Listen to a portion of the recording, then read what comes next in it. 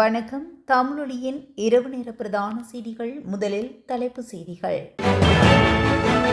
Castle D மற்றும் மவுசாக்களை நீர்மட்டம் அதிகரிப்பு. வைத்தியசாலைகளில் 28 மாணவர்கள் அனுமதி, 14 பேருக்கு மூளைக்காய்ச்சல். 2 நாட்கள் மூடப்படும் மதுபான சாலைகள் வெளியான அறிவிப்பு. இலங்கையில் மோசமடையும் வானிலை, பல பகுதிகளில் திடீர் மின்தடை. பசில் ராஜபக்சவை கைது செய்யுமாறு அதிரடி உத்தரவு. பலத்த பாதுகாப்புடன் வெளிநாட்டிலிருந்து இலங்கைக்கு நாடு கடத்தப்பட்டுள்ள 21 பாதாள உலக உறுப்பினர்கள். அறிகுறிகள் தென்படுமாயின் உடனடியாக வெளியேறுங்கள், பல மாவட்டங்களில் வசிக்கும் மக்களுக்கு அவசர எச்சரிக்கை. சிறுமி பாலியல் பலாத்காரம், பிணையில் சென்ற பல்லேகம கேமரத்ன தேரர். தொடர்பான விரிவான செய்திகள். காசல் டி மற்றும் மவுசாக்களை ஆகிய முக்கிய நீர்த்தேக்கங்களின் நேரேந்து பகுதிகளில் பெய்து வரும் பலத்த மழை காரணமாக அவற்றின் நேர்மட்டம் கணிசமாக உயர்வடைந்துள்ளதாக நீர்த்தேக்க பொறுப்பதிகாரிகள் தெரிவித்துள்ளனர். நேற்று வியாழக்கிழமை மவுசாக்களை நேரேந்து பகுதியில் 27 மில்லிமீட்டர் மழைவீழ்ச்சியும், காசல் டி நேரேந்து பகுதியில் 31.5 மில்லிமீட்டர் மழைவீழ்ச்சியும் குறிப்பிடத்தக்க அளவு மழைவீழ்ச்சி பதிவாகியுள்ளது.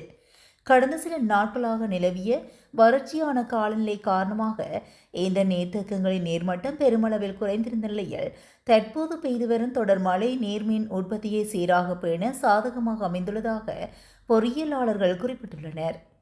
இன்றைய தினம் முற்பகல் 6 மணி நிலவரப்படி தற்போதைய நீர்மட்டமானது மவுசாக்களை நீர்த்தேக்கத்தின் வான் பாயும் மட்டத்துக்கு இன்னும் 47.9 அடி குறைவாக காணப்படுவதோடு காசல் டி நீர்த்தேக்கத்தில் வான் பாயும் மட்டத்துக்கு இன்னும் 23.6 அடி குறைவாக காணப்படுகிறது என தெரிவிக்கப்பட்டுள்ளது. வெளிமடை, கெப்பட்டி பொல மற்றும் உடபேருவ பிரதேசங்களை சேர்ந்த பெருமளவிலான பாடசாலை மாணவர்கள் மூளைக்காய்ச்சல் அறிகுறிகளுடன் வைத்தியசாலைகளில் அனுமதிக்கப்பட்டுள்ளதாக சுகாதார அதிகாரிகள் உறுதிப்படுத்தியுள்ளனர். தற்போது வெளிமடை ஆதார வைத்தியசாலையில் 10 மாணவர்களும், தியத்தலாவை ஆதார வைத்தியசாலையில் 18 மாணவர்களும் என மொத்தமாக 28 மாணவர்கள் சிகிச்சை பெற்று வருகின்றனர். இங்கு சிகிச்சை பெற்று வரும் 10 மாணவர்களின் 4 பேருக்கு மூளைக்காய்ச்சல் நோய் ஏற்பட்டுள்ளமை மருத்துவ பரிசோதனைகளில் உறுதி செய்யப்பட்டுள்ளது. இவர்களில் 14 வயதுக்குட்பட்ட 5 சிறுவர்களும் 5 மாணவர்களும் அடங்குவார்கள். இங்கு அனுமதிக்கப்பட்டுள்ள 18 மாணவர்களில் 10 பேருக்கு இந்நோய் தொற்று இருப்பது உறுதி செய்யப்பட்டுள்ளதாகவும், ஏனைய மாணவர்களுக்கும் வைத்திய பரிசோதனைகள் மேற்கொள்ளப்பட்டுள்ளதுடன் அதற்கான முடிவுகள் இன்னும் எதிர்பார்க்கப்படுவதாக வைத்தியசாலை வட்டாரங்கள் தெரிவிக்கின்றன. காய்ச்சல் மற்றும் கடுமையான தலைவலி, தலை சுற்றல், குமட்டல் மற்றும் வாந்தி, தோலில் தடிப்புகள் அல்லது கொப்பளங்கள் ஏற்படுதல் போன்ற அறிகுறிகள் தென்பட்டால் உடனடியாக அருகிலுள்ள வைத்தியசாலைக்கு செல்லுமாறு பொது சுகாதார உத்தியோகத்தருக்கு அறிவிக்குமாறும் சுகாதார அதிகாரிகள் பொதுமக்களை கேட்டுக்கொண்டுள்ளனர். இந்நோய் பரவுவதை தடுக்கும் முகமாக பொதுமக்கள் பொது இடங்களுக்கு செல்லும் போது முகக்கவசம் அணிதல், கிருமி நாசினிகளை பயன்படுத்தி கைகளை அடிக்கடி சுத்தமாக கழுவுதல் மற்றும் முறையான சுகாதார பழக்க வழக்கங்களை பேணுவதோடு அதிக மக்கள் நடமாட்டம் அதிகமான இடங்களை தவிர்த்தல் போன்ற சுகாதார பாதுகாப்பு நடைமுறைகளை பின்பற்றுமாறும் அறிவுறுத்தப்பட்டுள்ளனர். வெசாக் பண்டிகையை முன்னிட்டு 2 நாட்கள் நாட்டில் உள்ள அனைத்து மதுபான சாலைகளையும் மூடுவதற்கு தீர்மானிக்கப்பட்டுள்ளதாக கலால் திணைக்களம் அறிவித்துள்ளது. அந்த வகையில் மே 30 மற்றும் 31ஆம் தேதிகளில் அனைத்து மதுபான சாலைகளும் மூடப்படும் என்று கலால் திணைக்களம் தெரிவித்துள்ளது.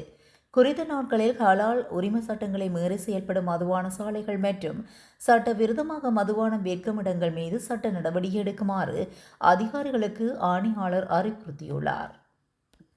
நாட்டின் நிலவும் மோசமான வானிலை காரணமாக கொழும்பு உள்ளிட்ட பல பகுதிகளில் திடீர் மின்தடை ஏற்பட்டுள்ளது. சில முக்கிய மின்கட்டமைப்பில் ஏற்பட்ட கோளாறு காரணமாகவே மின்தடை ஏற்பட்டுள்ளதாக குறிப்பிடப்படுகின்றது. கொழும்பு உள்ளிட்ட நாட்டின் பல பகுதிகளில் தொடர்ச்சியாக பலத்த மழை வீழ்ச்சி பதிவாகி வருகின்றது. இதன் காரணமாக தாழ்நில பகுதிகளில் வெள்ளம் ஏற்பட்டுள்ளதுடன் மக்களின் இயல்பு வாழ்க்கையும் பாதிக்கப்பட்டுள்ளது.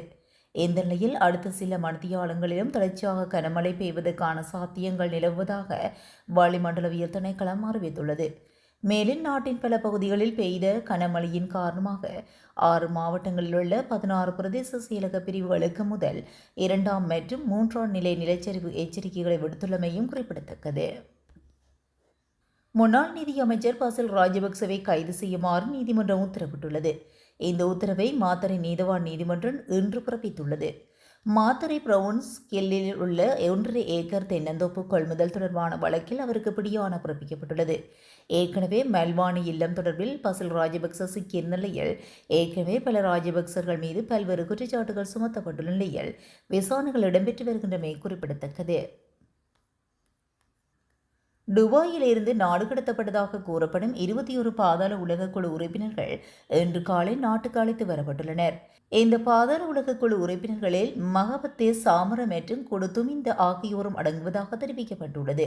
நிலவு மோசமான வானிலை காரணமாக பண்டாரநாயக்க சர்வதேச விமான நிலையத்துக்கு வரவிருந்த பல விமானங்கள் மத்தள விமான நிலையத்துக்கு திருப்பி விடப்பட்டுள்ளன. குறித்த விமானங்களில் சிலவற்றிலேயே இந்த சந்தேக நபர்கள் நாட்டுக்கு அழைத்து வரப்பட்டுள்ளதாக தெரிவிக்கப்படுகிறது.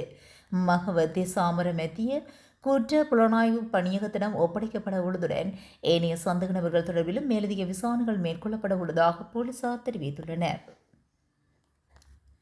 நாட்டின் பல பகுதிகளில் பெய்த கனமழையின் காரணமாக 6 மாவட்டங்களில் உள்ள 16 பிரதேச செயலக பிரிவுகளுக்கு முதல் 2ஆம் மற்றும் 3ஆம் நிலை நிலச்சரிவு எச்சரிக்கைகளை விடுத்துள்ளது.